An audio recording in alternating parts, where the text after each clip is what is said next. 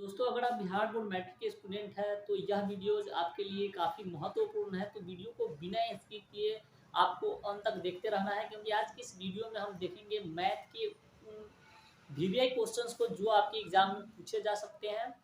क्योंकि पिछले वीडियोज में और बहुत सारे वीडियोज हमने आपको दिया है जिसमें मैंने आपको बताया है कि ऑब्जेक्टिव क्वेश्चंस कौन कौन से पूछे जाते हैं और किस तरह के पूछे जाते हैं, लेकिन सब्जेक्टिव क्वेश्चंस का अभी एक भी वीडियो इस चैनल पर उपलब्ध नहीं है। तो आज की इस वीडियो में जो सब्जेक्टिव क्वेश्चंस मैथ में है, जो हर साल एग्जाम में पूछे जाते हैं और 100% आपके एग्जाम में पूछे ही जाएंगे, उन सारे प्रश्नों को देखेंगे। तो चलिए वीडियो को शुरू करते हैं और देखते हैं एक एक करके कि किन प्रश्नों को एग्जाम में पूछा जाता है, और अगर वो प्रश्न आपके एग्जाम में पूछा जा रहा है तो आप उसको कैसे सोल्व कर सकते हैं। तो चलिए वीडियो को शुरू करते हैं। तो सबसे पहला क्वेश्चन जो आप लोगों के एग्जाम में पूछा जाता है, जो आपके एग्जाम के लिए काफी वीवीआई है, वो यह है कि यूक्लिड विभाजन प्रमेयिका द्वारा, ठीक है, यूक्लिड विभाजन एल्गोरिदम द्वारा किसी संख्या का एचसीएफ ज्ञात करना। ठीक है, यूक्लिड विभाजन प्रमेयिका द्वारा किसी संख्या का एचसीएफ ज्ञात करना।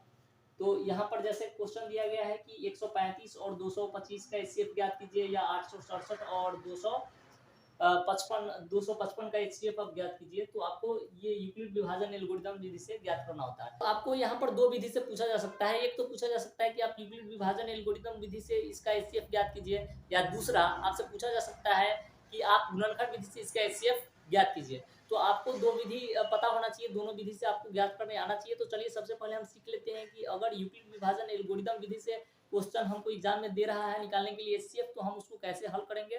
और उसके बाद हम फिर देखेंगे कि इसी क्वेश्चन को अगर पूछा जा रहा है कि अभाज्य गुणनखंड विधि से ज्ञात कीजिए एचसीएफ या एलसीएम, तो कैसे ज्ञात करेंगे। ठीक है, तो पहले हम देखते हैं यूक्लिड विभाजन एल्गोरिदम विधि से। आपको याद रखना है कि या तो यूक्लिड विभाजन एल्गोरिदम विधि से पूछा जाए या अभाज्य गुणनखंड विधि से एचसीएफ निकालना पूछा जाए, लेकिन पूछा ही जाता है। तो आज की इस वीडियो में हम वैसे ही क्वेश्चंस के बारे में बात करेंगे, वैसे ही क्वेश्चंस को जिक्र करेंगे जो आपके एग्जाम में 100% आता ही आता है और वह क्वेश्चन पूछा ही पूछा जाता है। तो चलिए सबसे पहले हम यूक्लिड विभाजन को सोल्व करना सीख लेते हैं कि कैसे इसको हम हल करेंगे। हमारा सबसे जो पहला क्वेश्चन होगा वो होगा ये कि 135 और 225 को हल करना। तो चलिए देखते हैं इसको कि कैसे हम हल कर सकते हैं। ठीक है, तो इसके लिए सबसे पहले आपको क्या करना है कि आपका जो अंक दिया गया था वो अंक लेना है। तो आपको जो अंक दिया गया था वो क्या था, 135 और 225।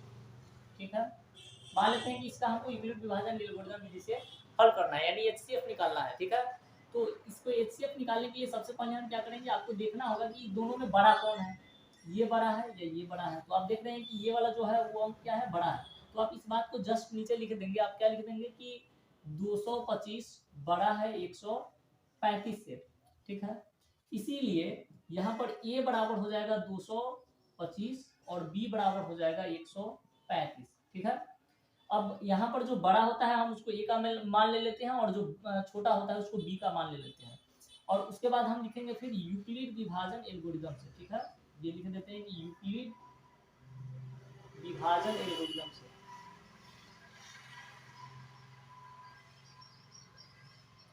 आप यूक्लिड विभाजन प्रमेयिका से भी लिख सकते हैं, या आप यूक्लिड विभाजन एल्गोरिथम से भी लिख सकते हैं। तो आपको जो भी अच्छा लगे वो आप लिख दीजिएगा। ठीक है, एल्गोरिथम से अभी हम यहाँ पर लिख देते हैं। अब इसका जो कथन होता है उस कथन को लिख लेते हैं। तो आपको पता होगा कि यूक्लिड विभाजन एल्गोरिथम का कथन क्या होता है कि a बराबर bq प्लस r, जहां r या तो जीरो क्या होगा कि छोटा होगा r से या बराबर होगा। ठीक है, या और r जो है सो हमेशा छोटा होगा क्या चीज से, b से। ये इतना लिख देना है, और इतना लिखने के बाद आपको क्या करना है कि इसका जो एचसीएफ है वो निकालना है आपको। ठीक है, इसका एचसीएफ आपको भाग विधि से निकालना है। तो चलिए आपको रफ में निकाल के बताते हैं कि भाग विधि से आप कैसे इसका एचसीएफ निकालेंगे।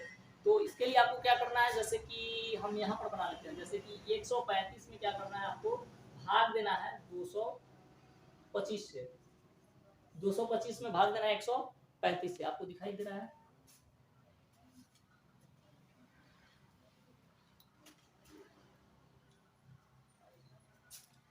तो चलिए आपको दिखाते हैं, इधर दूसरे जगह हम हल करते हैं इसको, और उसके बाद जैसे हम ये करेंगे।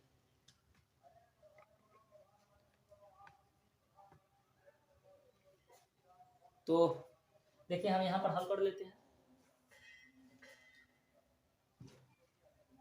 तो चलिए देखिए, इसके लिए हम क्या करते हैं कि 135 में हम भाग देते हैं 225 में। तो यहाँ पर अगर हम भाग देंगे 135 में 225 से तो क्या होगा, 1 से होगा 135, ये माइनस करेंगे, ये 0 आ जाएगा, ये 9 हो जाएगा और ये पड़ जाएगा। फिर हम 90 से क्या करेंगे, 135 में भाग देंगे, आपको दिखाई दे रहा होगा, आप देख रहे होंगे, ठीक है। और उसके बाद हम फिर क्या करेंगे, ये 90 देंगे तो ये हमारा क्या होगा, 2 से अगर देंगे तो 180 हो जाएगा, क्योंकि ज़्यादा हो जाएगा तो यहाँ पर भी हमको 1 से देना होगा। तो यहाँ पर हम क्या करेंगे, 90 हो जाएगा। फिर जब हम इसको घटाएंगे तो ये 45 आ जाएगा। और उसके बाद हम 45 में जब 90 से देंगे तो ये क्या हो जाएगा, 2 हो जाएगा, ये 90, 45 गुना 90, ये क्या हो गया हमारा, कट गया। ठीक है, आप देख रहे होंगे। तो इस तरह से अब आपको क्या करना है कि यहाँ पर जो ये बीच वाला जो मान होता है, देखिए अब सब स्टेप को हम लिख देते हैं, हमारा क्वेश्चन जो है सो बन के तैयार हो जाता है।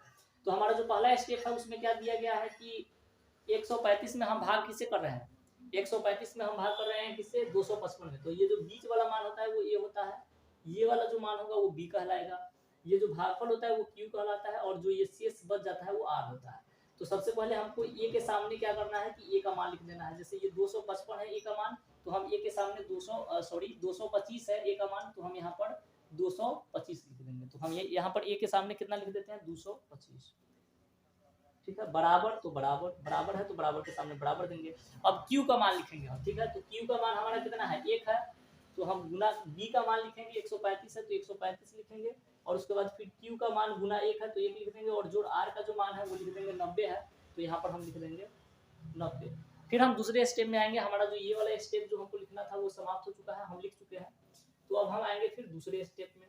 तो हमारा जो दूसरा स्टेप है, फिर यहाँ पर क्या हो जाएगा, वैसे ही जो बीच वाला अभी हमने बताया कि जो बीच वाला होता है वो ए का मान होता है, यहाँ जो होता है वो क्यू का मान होता है, और यहाँ पर जो अंक होता है वो क्या होता है, बी का मान होता है। तो फिर इसी बात को लिख देंगे, तो ए और नीचे जो होता है वो आर का मान होता है।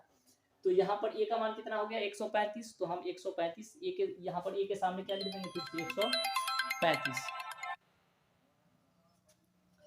135 और बराबर हमारा हो जाएगा दूसरा 135 हो गया। और उसके बाद बी का मान यहाँ पर कितना है, 90 है, तो हम यहाँ पर लिख देंगे 90, और फिर गुना हमारा यहाँ पर क्यू का मान कितना है, 1 है, तो फिर हम लिख देंगे 1, और प्लस फिर यहाँ पर हमारा जो आर का मान है वो कितना आ चुका है, यहाँ पर 45 आया है, तो हम इसको लिख देंगे आर की जगह पर 45। ठीक है, नेक्स्ट हमारा जो उसके बाद फिर ये जो है स्टेप समाप्त हो चुका है। अब आइए इसमें आते हैं तीसरे स्टेप में। तो हमारा यहाँ पर तीसरा जो स्टेप है वहां पर क्या है, ए बराबर कितना है, 90, तो 90 ये बी का मान हो जाएगा अब, और ये क्यू का मान हो जाएगा, और ये लास्ट में आर का मान हो जाएगा। ठीक है, तो ए का मान कितना हो गया, 90, तो ए के सामने हम कितना लिख देंगे यहाँ पर 90, तो यहाँ पर 90 लिख देते हैं। बी का मान कितना है, बी का मान हमारा कितना है, बी का मान जो है सो कितना है हमारा, बी का मान कितना है 45 है, तो 45 लिख देंगे, और गुने यहाँ पर क्यू का मान कितना है 2 है, तो 2 लिख देंगे, और प्लस में यहाँ पर आर का मान क्या है, कट गया है, यानी कि कुछ भी नहीं है, 0 है, ये क्या है 0 है, तो आर का मान हम क्या लिख देंगे 0। ठीक है, अब हम क्या करेंगे देखिए, तो इतना तक तो हम सोल्व कर चुके हैं। तो अब आपको यहाँ पर नीचे लिखना होगा, सिर्फ जो बी का मान होता है वो क्या हो जाता है, HCF हो जाता है। तो लिखेंगे कि जब बी बराबर 45 तो आर बराबर 0, इसीलिए HCF बराबर, ठीक है, इसीलिए HCF बराबर क्या हो जाएगा 45। ये हमारा आंसर हो गया। इस तरह से आप बना देंगे, इतना इस तरह से जो हमने बनाया आपको बताया बना करके, इस तरह से अगर आप बना देते हैं तो आपको 2 मार्क्स का 2 मार्क्स एग्जाम में मिल जाएगा। एक बात और आपको याद रखना है साथी कि ये जो प्रक्रिया है आपको तब तक आप करते रहने हैं, ठीक है, तब तक आप इस प्रक्रिया को कीजिएगा जब तक कि आपका आर का मान 0 नहीं आ जाए। ठीक है, जब आर का मान 0 आ जाएगा तो इस प्रक्रिया को छोड़ देते हैं। तो इस तरह से अगर आप चाहेंगे तो बहुत आसानी के साथ HCF निकाल सकते हैं, अगर यूक्लिड विभाजन एल्गोरिथम से आपको HCF दिया जा रहा है तो ये। और ये जो क्वेश्चन है काफ़ी वीवीआई है, भले ही अंक चेंज हो जाए लेकिन ये क्वेश्चन आपके एग्जाम में आएगा ही आएगा। तो इस तरह के जो भी क्वेश्चंस है जो एग्जाम में हमेशा पूछा ही जाता है, उस क्वेश्चंस को इस वीडियो में हम क्लियर कर रहे हैं और आगे भी देखेंगे। तो ये क्वेश्चंस हो गया, आपको यूक्लिड विभाजन एक कंफर्म करके जाना है, आपको 2-4 और संख्या लेकर के आपको इसको निकाल लेना है ताकि ये अच्छे से आपको निकालने आ जाए। तो चलिए आप देखते हैं अगला क्वेश्चन क्या है जो आपके एग्जाम में पूछा जा सकता है, और अगर पूछा जाता है तो आप कैसे उसको हल कर सकते हैं। तो चलिए आप देखते हैं अगले क्वेश्चन को। तो अगला जो वीवीआई ऑब्जेक्टिव क्वेश्चन है जो आप लोगों के एग्जाम में पूछा जाता है वो ये है कि सिद्ध कीजिए कि √5 एक अपरिमेय संख्या है तथा साथ ही कोई प्लस माइनस वाला क्वेश्चन दे दिया जाता है, जैसे कि 3 प्लस 2 रूट 5 एक परिमेय संख्या है, सिद्ध करें। ठीक है, सिद्ध करें, इसमें जोड़ देते हैं। ठीक है, जैसे दो क्वेश्चंस है जो आपके एग्जाम में मतलब ज्यादातर पूछा जाता है। अब हो सकता है कि यहाँ पर रूट 3 की जगह पर रूट 5 की जगह पर रूट 3 पूछ दिया जाए, या रूट 11 पूछ दिया जाए, रूट 7 पूछ दिया जाए, अंक बदल सकता है। पर आपके एग्जाम में हमेशा ये क्वेश्चन पूछा जाता है कि सिद्ध कीजिए कि रूट 5 एक परिमेय संख्या है, या तो सीधा पूछा जाएगा, नहीं तो प्लस माइनस देकर के पूछा जाएगा, जैसे कि 3 प्लस 2 रूट 5 एक परिमेय संख्या है, 3 माइनस रूट 5 एक परिमेय संख्या है। तो इस तरह के कोई भी क्वेश्चन हो सकते हैं। तो हम देख लेते हैं कि अगर इस टाइप का क्वेश्चन अगर आपके एग्जाम में पूछा जाता है तो आप इसको कैसे आसानी से हल कर सकते हैं। तो चलिए सबसे पहले इस क्वेश्चन को देखते हैं कि अब 3 प्लस 2 रूट 5 एक परिमेय संख्या है, इसको कैसे सिद्ध करना है, और साथ में इसके बाद देखेंगे हम कि आपको 5 एक परिमेय संख्या है उसको कैसे हल करना है। तो आइए सबसे पहले हम हल करते हैं, सिद्ध करें कि रूट 5 3 प्लस 2 रूट 5 एक परिमेय संख्या है। तो जब आपको ऐसा क्वेश्चन दिखे तो सबसे पहले इसके जस्ट आपको अपोजिट मान लेना है कि यदि संभव हो तो माना कि 3 प्लस 2 रूट 5 एक परिमेय संख्या है। तो चलिए इस बात को लिख लेते हैं, हम हल करते हैं और लिख लेते हैं। तो हल में लिखेंगे हम क्या, यदि संभव हो तो माना कि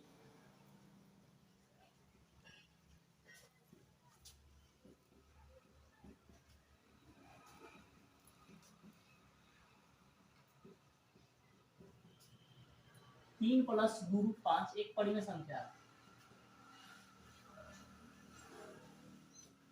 एक परिमेय संख्या है।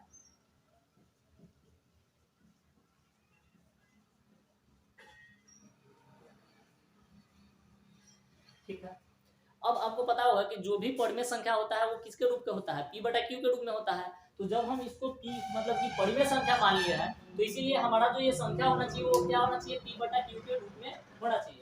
तो हम इसको लिख सकते हैं, इसीलिए 3 प्लस जो 2 रूट 5 होगा, 3 प्लस या ये जो p बटा q, इसीलिए हम लिख सकते हैं कि p बटा q बराबर 3 प्लस 2 रूट 5, जहां p और q पूर्णांक है,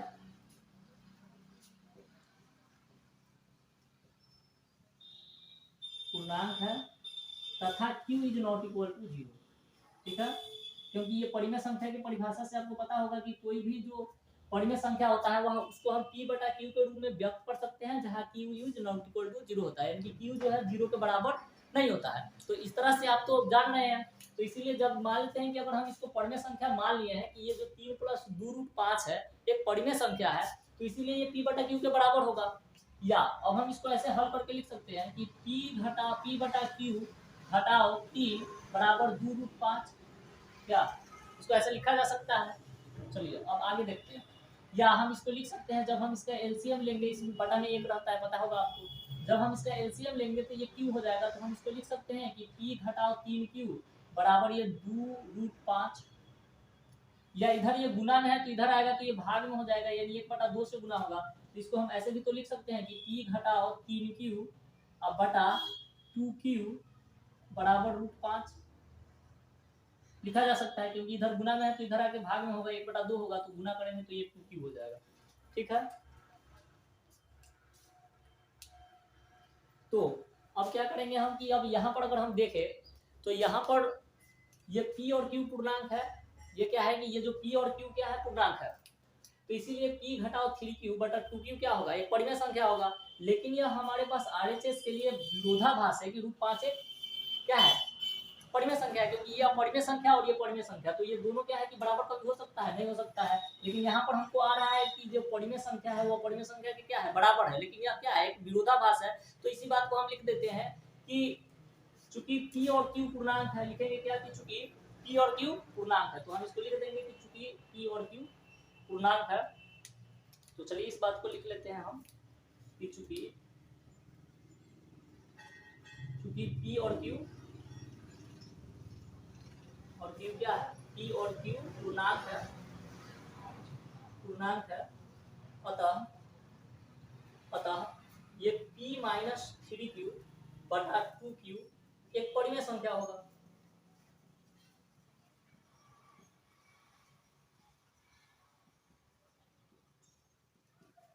ठीक है, लेकिन यह RHS के लिए क्या है, यह एक विरोधाभास है। लेकिन नीचे लिखेंगे कि लेकिन RHS के लिए यह एक विरोधाभास है,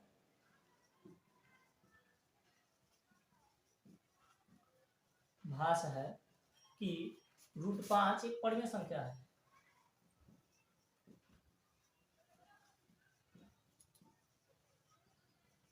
लेकिन यह RHS के लिए क्या है, एक विरोधाभास है कि यह जो संख्या है वह क्या है, एक परिमेय संख्या है। यह विरोधाभास हमको क्यों प्राप्त होता है, यह विरोधाभास हमारी गलत मान्यता के कारण प्राप्त होता है। तो चलिए इसको लिख लेते हैं कि यह विरोधाभास हमारी गलत मान्यता के कारण प्राप्त होता है। नीचे लिख देंगे हम कि यह विरोधाभास, आपको दिखाई दे रहा होगा, यह विरोधाभास हमारी गलत मान्यता के कारण प्राप्त होता है।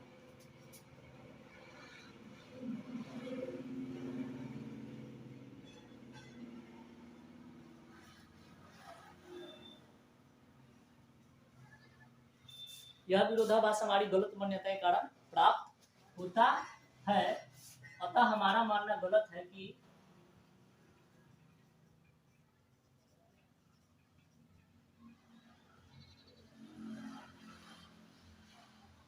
हमारा मानना गलत है कि 3 + 2√5 एक परिमेय संख्या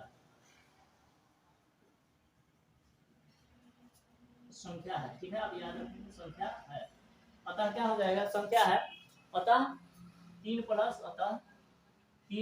2√5 एक परिमेय संख्या है।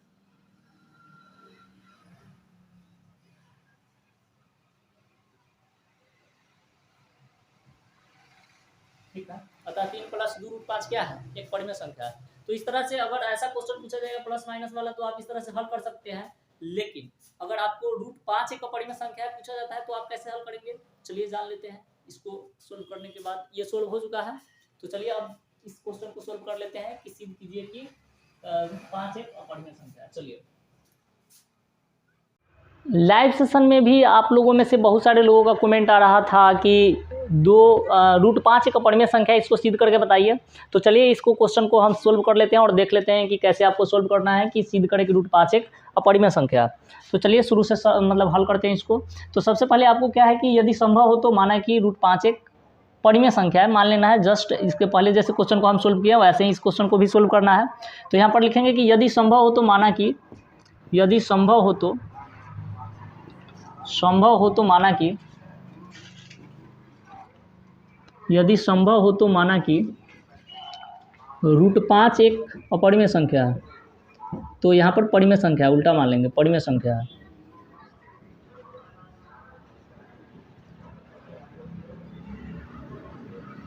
ठीक है, यदि संभव हो तो माना कि √5 एक परिमेय संख्या है। तो अब हम अगर परिमेय संख्या इसको मान ले रहे हैं तो इसका जो P/Q होगा वह क्या होगा, ये जो √5 होगा वो P/Q के रूप में बराबर होगा। इसीलिए हम लिख सकते हैं कि P/Q बराबर √5, जहाँ P और Q क्या है, पूर्णांक है। जहाँ P और Q क्या है, पूर्णांक है। P और Q,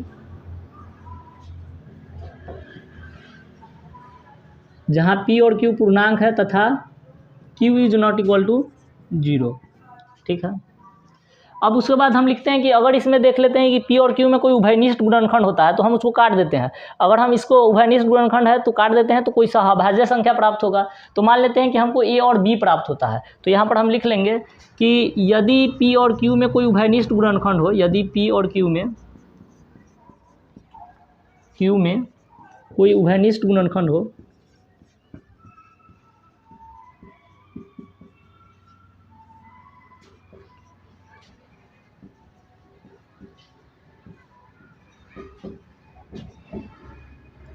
कोई उभयनिष्ठ गुणनखंड हो तो काट देते हैं,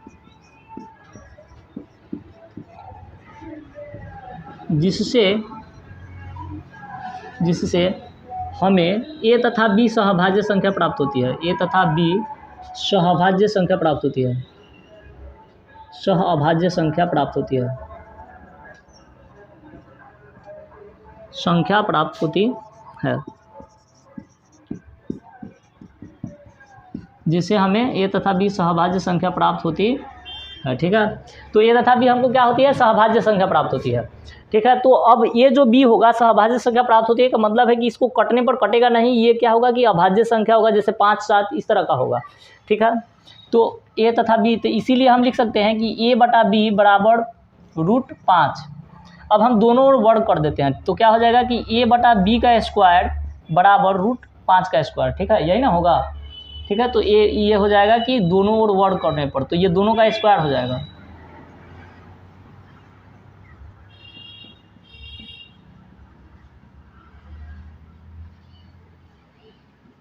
ठीक है, दोनों ओर वर्ग करने पर। तो जब हम दोनों ओर इसका वर्ग करेंगे तो क्या आ जाएगा, ए स्क्वायर अब बटा क्या हो जाएगा, बी स्क्वायर। तो ए स्क्वायर बटा आ जाएगा बी स्क्वायर बराबर क्या आ जाएगा यहाँ पर 5, ठीक है, बटा यहाँ पर 1 होगा। यदि हम इसको तिरछा तिरछी गुणा करेंगे, ए स्क्वायर में 1 से गुणा करेंगे तो यहाँ पर ये ए स्क्वायर ही रह जाएगा, और यहाँ पर जो है ये हो जाएगा 5 बी स्क्वायर, ठीक है। यहाँ पर आ जाएगा ये, आप देख रहे हैं ए स्क्वायर बराबर क्या आ गया 5 बी स्क्वायर। इसको हम समीकरण 1 मान लेते हैं, ठीक है। तो इसको हम क्या करते हैं, समीकरण 1, तो इसको हम समीकरण 1 मान लिए। अब क्या करेंगे कि अब हम लिखेंगे इधर, चलिए इसको थोड़ा सा इधर कर लेते हैं और उसके बाद आपको बताते हैं इधर से। चलिए देखिए इधर देखिए, अब उसके बाद यहाँ पर क्या है, इसीलिए क्या होगा, लिख सकते हैं हम यहाँ पर कि इसीलिए जो ए होगा, ठीक है, ए होगा, इसीलिए जो 5 होगा, ठीक है, 5 होगा, वो ए स्क्वायर को विभाजित करेगा,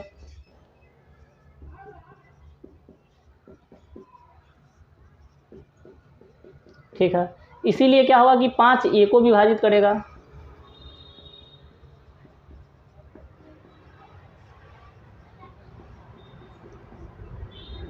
ए को विभाजित करेगा, ठीक है। अब देखिए आगे बताते हैं।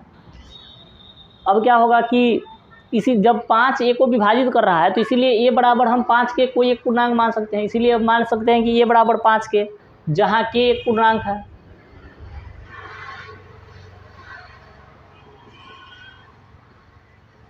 ठीक है। या ए का जो मान है वो अगर हम समीकरण 1 में रख दें तो क्या होगा, ए का मान समीकरण 1 में रखने पर,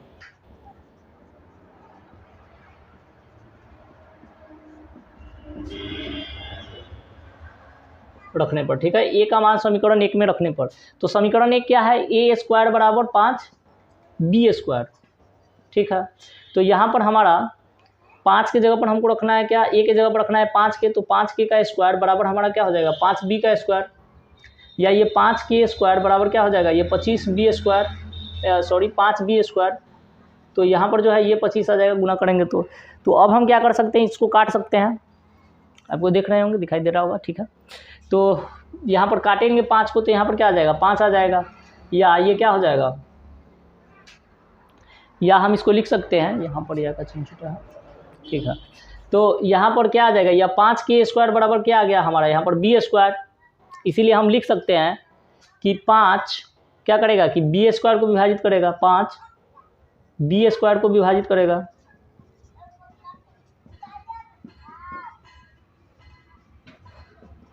ठीक है, या 5 बी को विभाजित करेगा,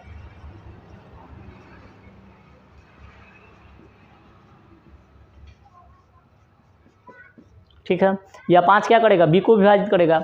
अब देखिए यहाँ पर हम क्या माने हैं समीकरण 1 में कि ए और बी क्या है, सहभाज्य संख्या है। सहभाज्य संख्या मतलब इसको काटने पर कोई अंक आएगा ही नहीं, इसका कोई गुणनखंड होगा ही नहीं। लेकिन अगर हम यहाँ पर गौर करें तो यहाँ पर क्या है कि 5 जो बी का गुणनखंड है वो 5 आ जा रहा है, और ए का भी जो गुणनखंड है यहाँ पर क्या आ जा रहा है 5 आ जा रहा है। इसको समीकरण 2 मान लेते हैं और इसको समीकरण मान लेते हैं हम 3। तो समीकरण 2 और 3 में हम क्या देख रहे हैं कि जो ए तथा बी सहभाज्य संख्या हम माने हुए थे वो गलत हो जा रहा है। क्यों?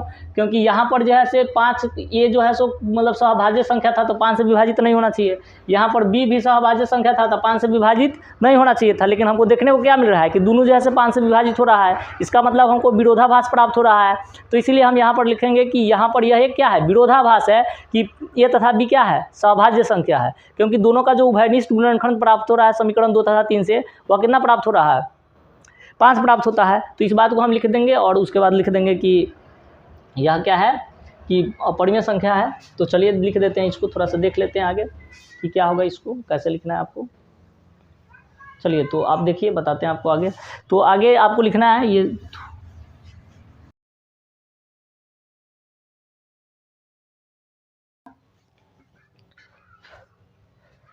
चलिए तो अब लिखेंगे हम इसी बात को लिख लेंगे कि समीकरण 2 तथा 3 से हम पाते हैं कि ए तथा बी का अभाज्य गुणनखंड क्या है 5 है।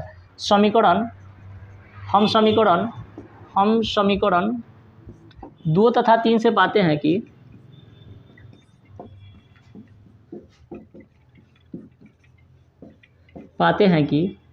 a तथा b का अभाज्य गुणनखंड, a तथा b का अभाज्य गुणनखंड, a तथा, ऐसे इसको इधर मूव कर लेते हैं, आपको नहीं दिखाई दे रहा होगा तो ठीक।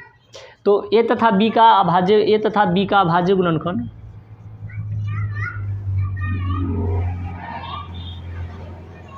a तथा b का अभाज्य गुणनखंड क्या है?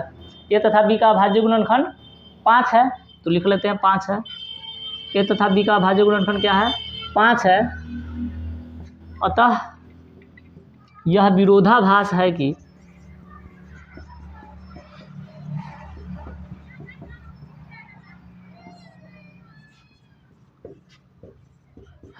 a तथा b, यह विरोधाभास है कि a तथा b सहभाज्य संख्या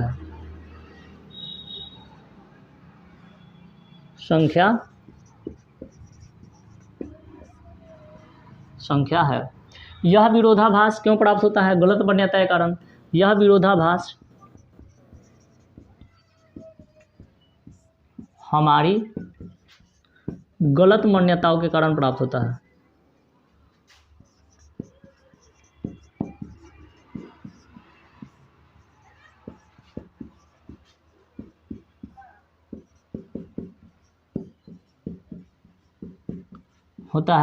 अतः हमारा मानना गलत है कि √5 एक परिमेय संख्या है।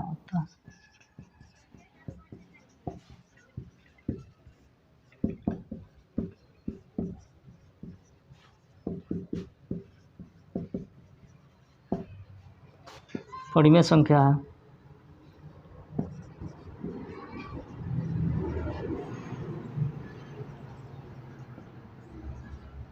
अतः √5 क्या है? एक अपरिमेय संख्या है।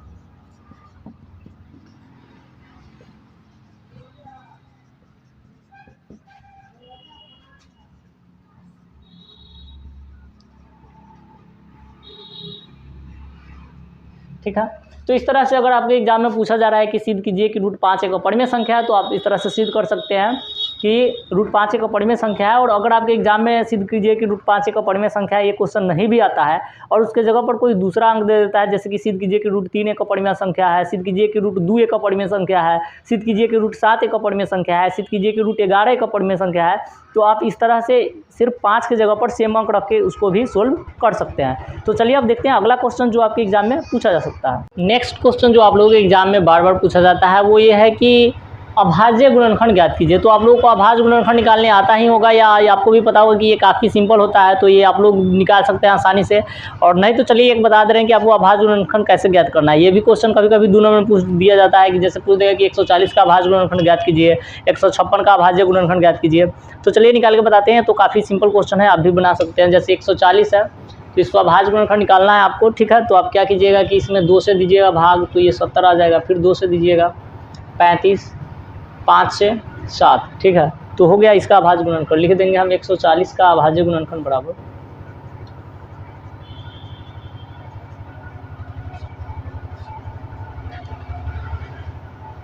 140 का अभाज्य गुणनखंड बराबर हो जाएगा 2 गुना 2 गुने 5 गुने 7। या ऐसे भी हम इसको लिख सकते हैं कि यहाँ पर 2 गुने 2 है तो 2 का स्क्वायर गुने 5 गुने 7, जो कि यही आंसर हो गया। तो इस तरह से अगर अभाज्य गुणनखंड निकालने के लिए क्वेश्चन पूछा जाता है तो आप बना सकते हैं। दूसरा एक क्वेश्चन 156 है। देखिए 156 का भी अभाज्य गुणनखंड निकाल लेते हैं। तो 156 का अभाज्य गुणनखंड हम आपको यहाँ निकाल के दिखाते हैं। 156 तो 156 है, 2 से डिवाइड कर सकते हैं।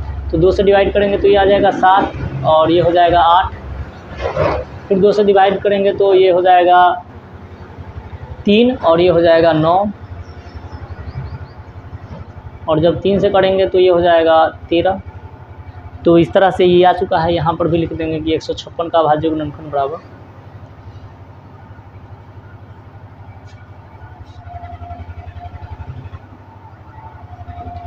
क्या हो जाएगा 2 गुने 2 गुने 3 गुने 13 या 2 के पावर 2 गुने 3 गुने 13, जो कि यही आंसर हो जाएगा। हो गया इस तरह से, ये भी बन गया आपका। तो इस तरह से आप बना सकते हैं आसानी से।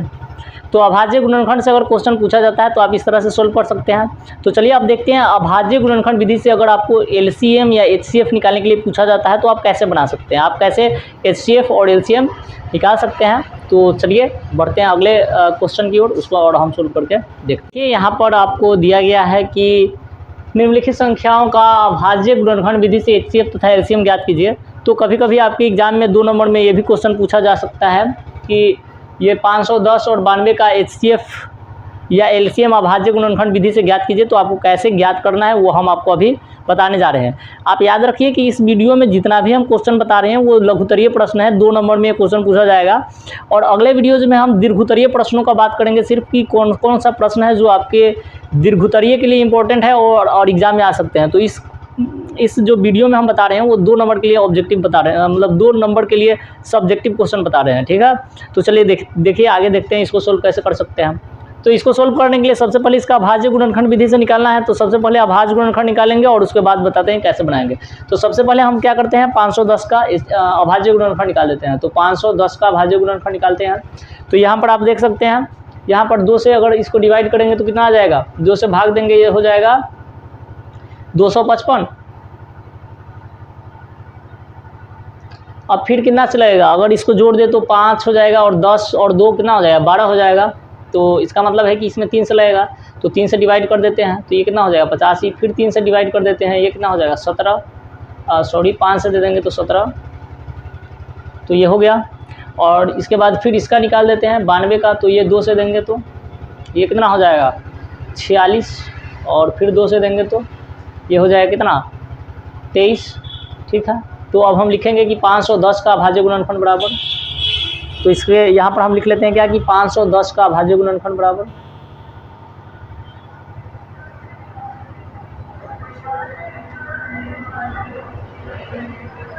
यहाँ पर क्या हो जाएगा 2 गुना 3 गुना 5 गुना 17 है, तो इसको लिख देंगे टोटल हम, ठीक है।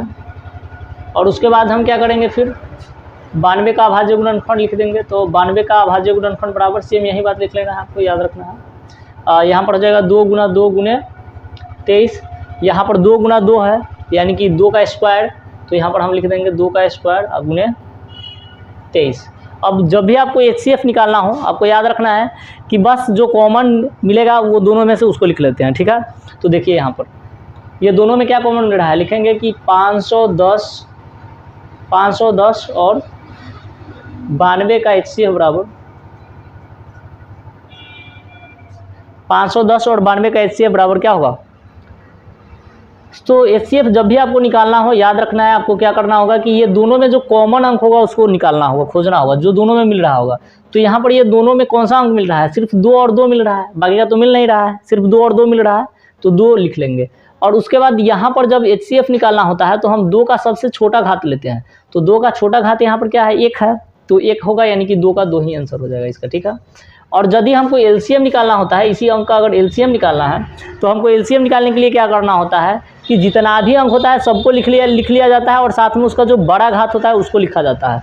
तो इसमें जितना भी अंक है उतना लिखेंगे। तो इसमें अंक क्या है 2 है, और फिर उसके बाद 3 है, और उसके बाद फिर 5 है, उसके बाद 17 है, तो यहाँ पर लिख लिए 17, और उसके बाद 23 यानी कि 23 है, 17 है, 5 है, तो ये सबको लिख दिए। और उसके बाद हम क्या करेंगे, सबको गुणा करेंगे। और उसके पहले जो इसमें घात होगा ये बड़ा घात लिखाता है, तो ये सब का तो बड़ा घात एक ही है, तो ये छोड़ देंगे, लेकिन 2 का बड़ा घात तो 2 है, तो 2 लिख देंगे और बाकी सबको गुना करके लिख देंगे, वही हमारा क्या हो जाएगा आंसर हो जाएगा।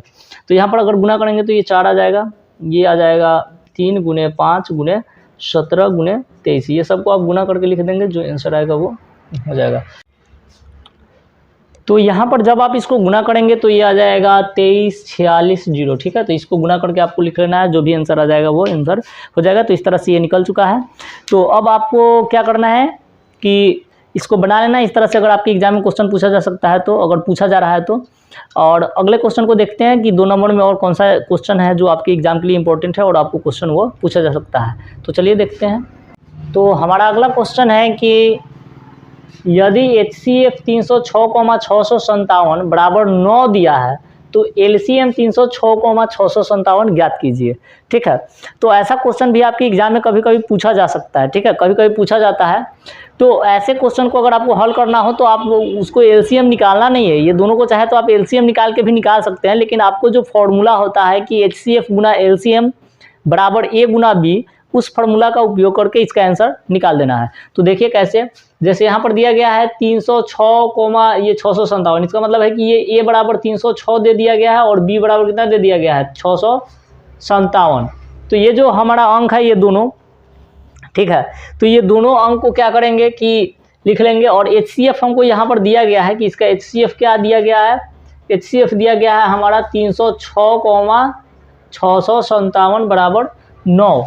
तो हमारा फॉर्मूला क्या होता है आपको पता होगा कि HCF किसी भी संख्या का जो HCF होता है, HCF A, B Guna LCM A, B बराबर होता है A गुना B। इसका मतलब क्या है कि HCF ये 306,657 गुना ये LCM 306 गुना 57 बराबर क्या हो जाएगा हमारा A गुना B।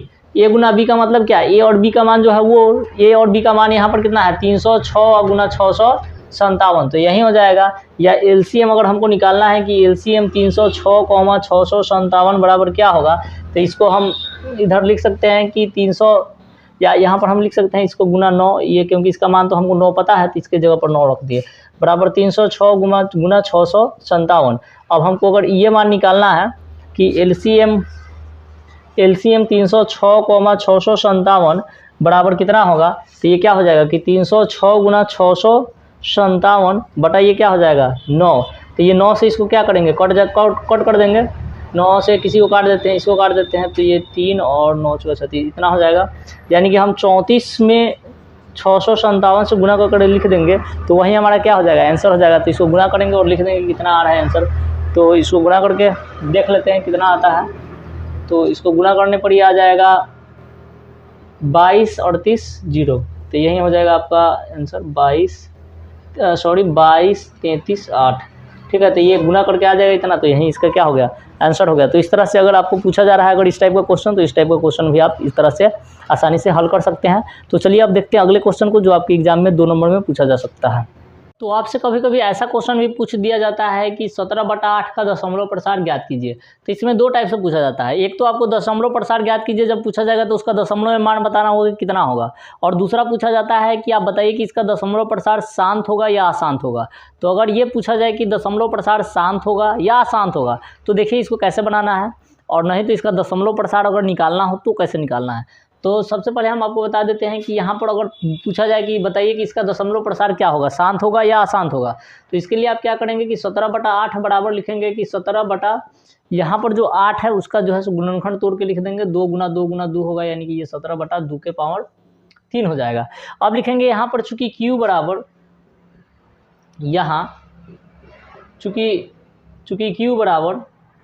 Q बराबर क्या है 2 के पावर 3 है, ठीक है, जो 2 के पावर m गुने 5 के पावर n के रूप का है, ठीक है, के रूप का है।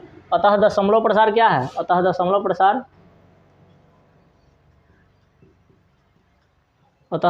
प्रसार शांत है।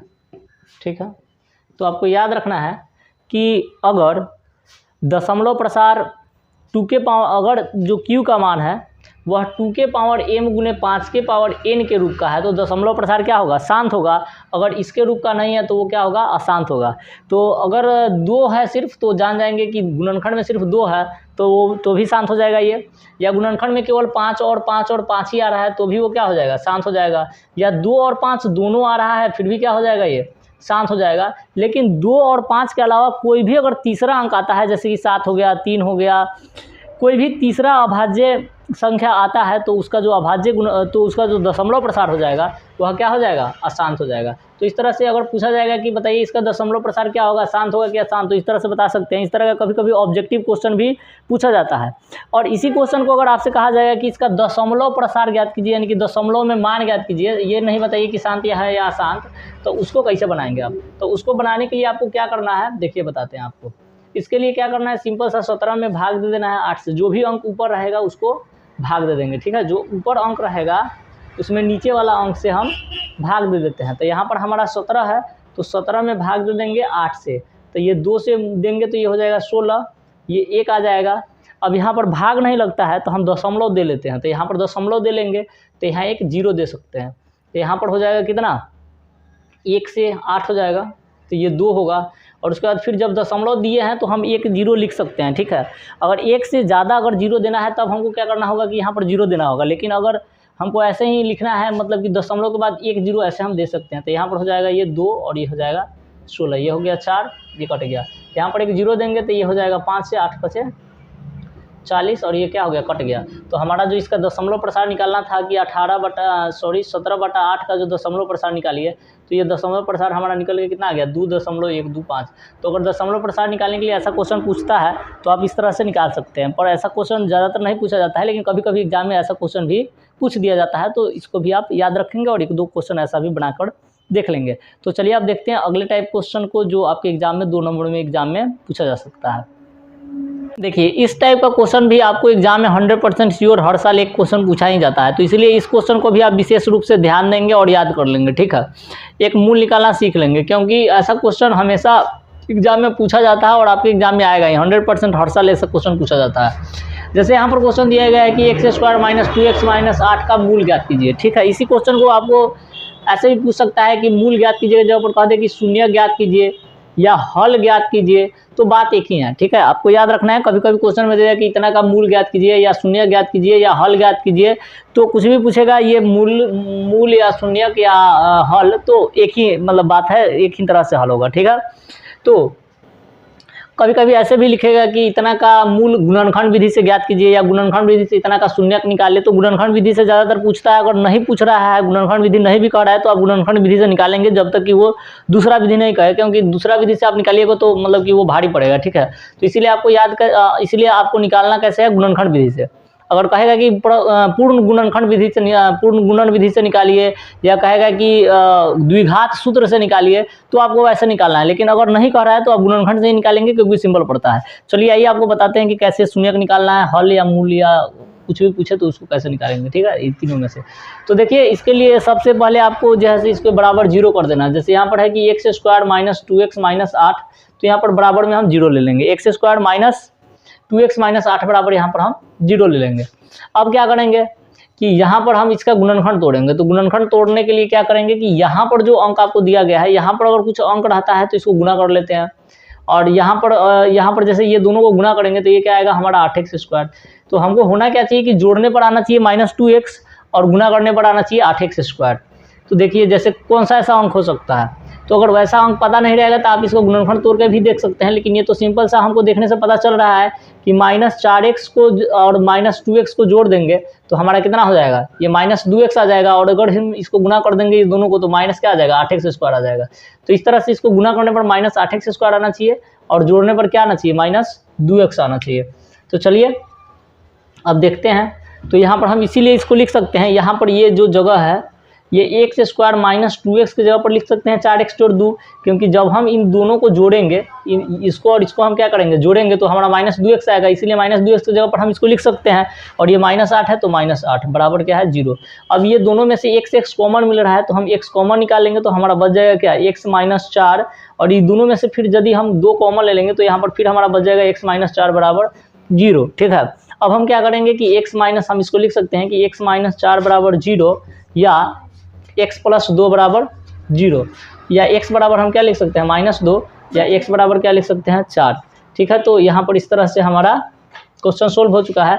तो इस तरह से जो हमारा आंसर आ जाएगा वो क्या आ जाएगा, ये x - 2, 4। तो यही इसका क्या हो गया, मूल या शून्य कुछ भी अगर कहे ज्ञात करने के लिए मूल, शून्य क्या हल, तो ये इस तरह से निकाल सकते हैं। तो इस तरह से आसानी से आप निकाल सकते हैं अगर आपके एग्जाम में पूछा जाता है क्वेश्चन। तो चलिए अब अगला क्वेश्चन देखते हैं जो आपके एग्जाम में 2 नंबर में पूछा जा सकता है और जो आपके लिए वीवीआई है, इंपॉर्टेंट है, आपके एग्जाम में आ सकता है। तो हमारा जो अगला क्वेश्चन है वो ये है कि उस द्विघात बहुपद को ज्ञात कीजिए जिसके शून्यकों का योग तथा गुणनफल, शून्यकों का योग 4 तथा गुणनफल 1 है। तो इस तरह का क्वेश्चन भी अक्सर 2 नंबर में आपके एग्जाम में पूछा जाता है। तो ऐसे क्वेश्चन को आपको कैसे हल करना है आपको बता रहे हैं। उसके पहले आपको याद रखना है कि ये क्वेश्चन को 2 ढंग से पूछा जाता है। कभी कभी आपको क्या किया जाएगा कि कहेगा कि उस द्विघात बहुपद को ज्ञात कीजिए जिसके शून्यक, ठीक है, इतना इतना है। जैसे पहले शून्यक दे देगा कि 4 और 1 है, लेकिन यहाँ पर शून्यकों का योगफल और गुणनफल दिया है। तो इस क्वेश्चन को 2 टाइप से पूछा जा सकता है। तो आपको याद रखना है कि अगर योगफल लिखेगा तो पहले योगफल लिखेंगे और उसके बाद निकाल देंगे। और नहीं तो अगर कह रहा है कि उसके मूल दिया गया है या शून्य कहेगा कि यदि किसी द्विघात बहुपद के शून्यक 4 और 1 है तो द्विघात बहुपद को ज्ञात कीजिए, तो उसको अलग ढंग से निकाला जाएगा। तो यहाँ पर पहले कह रहा है क्या कि द्विघात बहुपद का योगफल दिया गया है। योगफल का मतलब क्या, अल्फा प्लस बीटा का मान दिया गया है 4, और गुणनफल का मतलब क्या कि अल्फा इंटू बीटा का मान दिया गया है 1। तो यहाँ पर हो गया 1। तो अब आपको बताना है कि द्विघात बहुपद क्या होगा। तो आपको द्विघात बहुपद के निकालने का फॉर्मूला पता होना चाहिए। तो आप याद रखिएगा कि ऐसा क्वेश्चन अगर दे तो आप सीधा लिखेंगे कि द्विघात बहुपद बराबर, फॉर्मूला आप लिखिएगा क्या, द्विघात बहुपद बराबर, आपको फॉर्मूला लिखना है कि द्विघात बहुपद बराबर x square minus alpha plus beta into x और प्लस अल्फा इंटू बीटा। तो यहाँ पर हो जाएगा x square minus alpha plus beta. तो अल्फा प्लस बीटा का मान कितना है, 4 है, तो इसके सामने 4 रख देंगे। और ये फिर एक्स का मान है तो ये गुना एक्स से होगा, और जोड़िए अल्फा इंटू बीटा का मान क्या है, 1 है, तो 1 हो जाएगा। तो इस तरह से हमारा हो जाएगा एक्स स्क्वायर माइनस 4x और प्लस 1। तो इस तरह से हमारा क्या है कि ये आंसर आ गया, सोल्व हो गया। तो इस तरह से 2 नंबर में इस टाइप का भी क्वेश्चन पूछा जाता है जो कि काफ़ी आसान होता है, और इस तरह से आप इसको निकाल सकते हैं। और इसी क्वेश्चन को ऐसे पूछ सकता है कि उस द्विघात बहुपद को ज्ञात कीजिए जिसके शून्यक, ठीक है, इसी क्वेश्चन को ऐसे भी पूछ सकता है कि जिसके शून्यक, उस समय क्या किया जाएगा कि शून्यक आपको दे दिया जाएगा, ठीक है। इस समय जोड़ के और गुना करके दिया गया था, लेकिन कहेगा क्या कि जिसके शून्यक, ठीक है, जिसके शून्यक 1 तथा 2 है, मान लेते हैं 1 तथा 2, जिसके शून्यक 1 तथा 2 है। तो यहाँ पर आप क्या करेंगे, तो इसको निकालने के लिए आपको शून्यक दिया गया है, इसका मतलब कि अल्फा और बीटा का मान दिया गया है, ठीक है, जैसे 1 और 2 दिया गया है। तो जब आपको द्विघात बहुपद निकालना है तो आपको तो अल्फा प्लस बीटा का मान का जरूरी पड़ेगा और साथ में अल्फा इंटू बीटा के मान का जरूरी पड़ेगा। तो आप पहले निकाल लेंगे अल्फा प्लस बीटा बराबर। तो अल्फा प्लस बीटा बराबर आप निकालेंगे तो ये क्या हो जाएगा, 1 प्लस 2 यानी कि 3 आ जाएगा। और उसी तरह से अगर आप अल्फा इंटू बीटा का मान निकालेंगे तो ये क्या होगा, 1 गुना 2 यानी कि ये क्या कितना आ गया, 2। तो अब हम अपना फॉर्मूला जो लिखे थे और निकाले थे इसके पहले सूत्र से, वैसे ही फिर निकाल लेंगे। तो लिखेंगे द्विघात बहुपद बराबर, तो द्विघात बहुपद बराबर हमारा क्या हो जाएगा, द्विघात बहुपद बराबर जो फॉर्मूला लिखे थे वो फिर से लिखेंगे। तो द्विघात बहुपद बराबर फॉर्मूला क्या होगा कि x square minus alpha plus beta into x और प्लस अल्फा इंटू बीटा। तो यहाँ पर x square minus alpha into alpha plus beta का मान हमारा कितना आ गया है, यहाँ पर 3 आ चुका है। तो इस 3 को हम यहाँ पर लिख लेंगे, और उसके बाद हमारा जो ये मान है अल्फा प्लस बीटा का मान, अल्फा इंटू बीटा का मान वो 2 आया है, तो हम यहाँ पर 2 रख लेंगे। तो हमारा ये जो द्विघात बहुपद था निकल के तैयार हो गया। तो आपको ध्यान देना है, जब भी ऐसा क्वेश्चन पूछा जाए तो आपको ध्यान रखना है कि अगर आपको शून्यकों का योग तथा गुणनफल दिया है तो पहले अल्फा और बीटा का मान लिख लेना है, अल्फा प्लस बीटा का मान लिखना है, और फिर अल्फा इंटू बीटा का मान निकालना है और उसके बाद हल कर लेना है। लेकिन अगर आपको अल्फा और बीटा का मान दिया है तो पहले आपका उसको योगफल और गुणनफल निकाल लेना है। तो आपको ध्यान रखना है कि उसमें योगफल और गुणनफल दे रहा है और या शून्यक दे रहा है। तो इस तरह से निकाल सकते हैं। और इस तरह का जो क्वेश्चन है अक्सर 2 नंबर में हर साल पूछा जाता है। तो अगर आपके एग्जाम में ऐसा क्वेश्चन पूछा जाता है तो आप इस तरह से आसानी से सोल्व कर लेंगे। तो यह जो वीडियो है वह काफ़ी लंबी हो चुकी है, तो अगले पार्ट में हम अगले वीवीआई क्वेश्चन को देखेंगे। तब तक आज की इस वीडियो में इतना ही। तो आप फिर इसके नेक्स्ट पार्ट को देखिएगा जिसमें हम नेक्स्ट पार्ट के वीवीआई ऑब्जेक्टिव क्वेश्चन को बताएंगे जो आपके 2 नंबर एग्जाम में पूछे जा सकते हैं। ठीक है, तो थैंक्स फॉर वॉचिंग।